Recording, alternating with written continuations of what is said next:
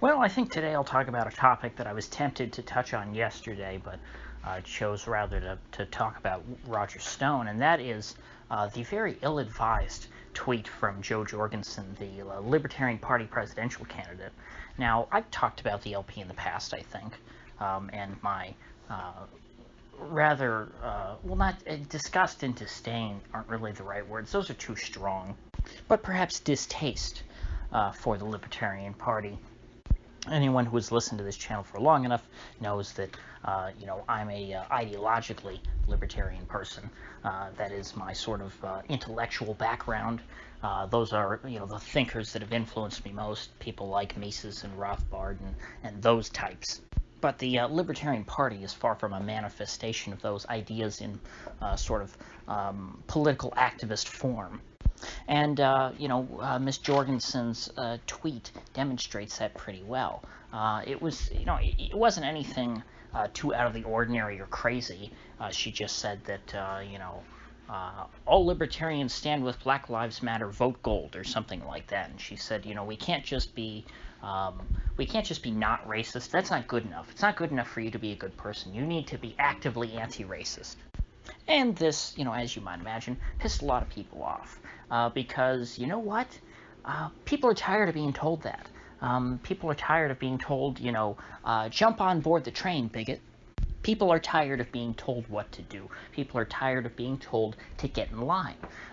You would think that the Libertarian Party, out of the top three parties, even though they are a very distant third, they're still the third biggest party. You would think that they would understand that to some extent, that, you know what, hey, aren't we supposed to be the rebellious people who stand up against authority? But no, we're going to go out and tell everyone, who we want to vote for us, and everyone who was planning on voting for us, get in line and do exactly what the corporate establishment is telling you to do. She put out a message that could have come from McDonald's. Although, to be fair, I don't think that even McDonald's is being that condescending with people. Maybe, a company like Unilever or something like that. Comcast certainly has been pretty in our face about this kind of stuff, because this is what the corporate blob has decided to focus on for a while. This is how the establishment signals to ordinary people that they are virtuous. It's important that the establishment does that from time to time, and they want everyone else to join in with them, so that people have a sense of unity. Unity, again, with the mainstream, with powerful people in this country. That's what the hashtag Black Lives Matter has come to represent. It represents conformity. It's no longer something rebellious like it was a few years ago, when they were in the streets, chanting "pigs in a blanket, fry 'em like bacon," and getting out on the highway and pissing people off. Now, if you do not only stop and brake, when a Black Lives Matter person runs out in the middle of the interstate, if you don't do that, plus get on your hands and knees and beg them for forgiveness and tell them what a terrible person you are, then you're labeled a bigot and you're escorted out from society. The mob has a pretty good grip on Americans right now, and those of us who are perhaps inclined to think outside of the box want to break that stranglehold. We do not want to submit to it in the way that Jo Jorgensen has. And what she did by tweeting this out is, she made it clear that, hey, if you want to, break out of this stuff, the libertarians are not for you, because we get right in line on the stuff that matters. We move with the corporate zeitgeist just as well as anybody. See, we're serious people. Now, unfortunately, the backlash to this was not universal. There were a lot of people, I guess, on her side who, praised her for this and were very happy about it. It seems like it was just a very controversial tweet from Ms. Jorgensen. But of course, the folks who are praising her are absolutely disgusted with anyone who would criticize it, because they don't understand, like, oh, what, are you saying that Black lives don't matter? Making the same, dishonest assumptions that any ordinary leftist could. I mean, seriously, when I see people like that, associated with the Libertarian Party, I really think, why do we need libertarians if we already have a left-wing party like that? Like, why do people exist? Can you just, go away? Because I'd rather just deal with, one group of people who are, distasteful and wanting to make me submit to their will. And for the most part, these left libertarian types are the ones who control the party itself. Your right libertarians tend to be much less group-oriented and much more individualistic, and so they are less likely to get involved in something like party politics. And so it's only natural that your left libertarians would be the ones in control of sort of this bureaucratic apparatus, and that they would be the ones, for the most part, choosing who to nominate for their presidential candidates. Now, this Jorgensen woman, I have to say, it's not that she's just another, left libertarian type, that she's, some idiot like Gary Johnson. I don't think that she actually thought through what she did in the way that I just explained it. I don't think that that was her intention to conform. I think that it just comes to her naturally, which to me is even scarier, because it shows that, she lacks a certain degree of independent thinking. That's not to say that she is a total sheeple. I've heard interviews with the woman. She clearly, can think for herself on many levels, but I think that she might have been blindsided by this stuff, and when it comes to these modern culture war issues, she's just not able to react with the same level of intelligence. Because if I looked at a movement like BLM that is largely led by, self-described Marxists, and I were the Libertarian presidential nominee, the last thing I would do is just praise them, without qualifiers. Maybe if I wanted to throw the BLM people a bone, I'd say,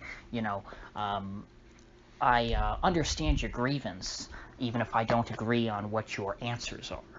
Something like that, saying how, as a libertarian, I think that, police brutality is obviously a bad thing, and there's a lot of laws on the books that could be repealed which empower the police to do violent things to individuals. But she didn't say that. What she told people to do was, we just need to join in on what BLM is doing. We need to follow their movement and just become a part of them. Everyone needs to be anti-racist. It's not good enough just to be not racist. Not being a part of the problem isn't good enough. You need to go and you need to punch a Nazi. And of course, who do we define as a Nazi? Well, just about everybody, including most of your libertarian voters. And so I think it's safe to say that what Jo Jorgensen said was taken by a lot of people who might have considered voting for her, as a personal, not just slight, but a personal threat. So, I think it goes without saying at this point that the Libertarian Party is not going to be saving America. If the Libertarians ever achieve their goals, it won't be through this vehicle of the Libertarian Party, at least not in its current form. Who knows, maybe in 20 years they might have some time to finally build up something that's somewhat serious with a person who knows what they're talking about, that can say the right things all the time, and really play things well. But by then, I do not think that there will be a United States of America left. So maybe there might be something like the Libertarian Party in the future, in whatever succeeds the United States. But whatever chance they, had at some point to turn the ship around is long gone. They clearly don't understand the divides in America and the dynamic which exists in our politics right now. This woman honestly believed, in my estimation, that by tweeting Black Lives Matter, that just meant what it says on face value. She took that term at face value, that Black Lives Matter just means that I care about black people. You have to be incredibly dense to come to that conclusion, but I believe that's the only reasonable explanation of why she would tweet this. Because I don't think she's some, closeted Marxist revolutionary or anything like that. And she's backed herself into a corner. There's no way that she can get out of this, because if she backtracks, the people who praised her, the left libertarians, and the left in general, of course the left isn't going to vote for her, but the left libertarians, they're going to get pissed if she backtracks at this point, because then it'll look like that she's submitting to the Nazis, and so now they're going to say, oh my gosh, Jo Jorgensen's a secret Nazi.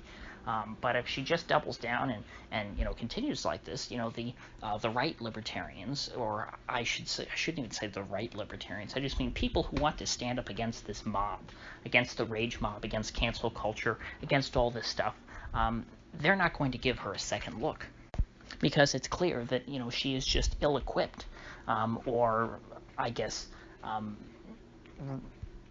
unwilling to fight this fight. So, you know, her obviously she would never win anything anyway. But I mean, her campaign to try and get a better result than Gary Johnson last time, or, you know, better than any other Libertarian candidate, trying to build some prominence for her party, try and gain some popularity, I think that that's done for the next 4 years. They've blown their chance now. You can't step on a culture war landmine like this and just, you know, expect a second chance.